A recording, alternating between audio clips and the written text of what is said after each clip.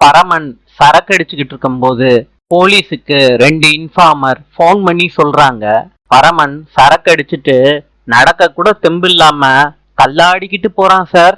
ரிஷி இத கேட்டதும் இளமதிய மிரட்டினவங்க கிட்ட ரிஷி சொல்றாரு, பரமன் சரக்கு போட்டுட்டு கவுந்துட்டாயா, ஆளுக எப்படியாவது இளமதிய அட்டாக் பண்ணி வெளியே தூக்கிட்டு வரட்டும், நான் அவங்கள அட்டாக் பண்ணி இளமதிய காப்பாத்துறேன். இளமதிக்கு காலம் முழுக்க மறக்க முடியாத விஷயமா இருக்கும்யா.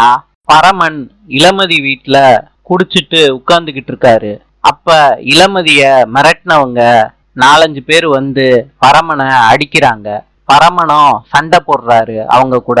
இளமதி குடும்பத்தை சேர்ந்தவங்க பரமன் சண்டை போடுறத பாக்குறாங்க. பரமன் சண்டை போட்டுக்கிட்டு இருக்கப்ப பரமனோட சண்டை போட்டுக்கிட்டு இருக்கவங்க தள்ளி விடுறாங்க. இளமதி பக்கத்துல போய் விழுகிறாரு பரமன். இளமதியவே பாக்குறாரு.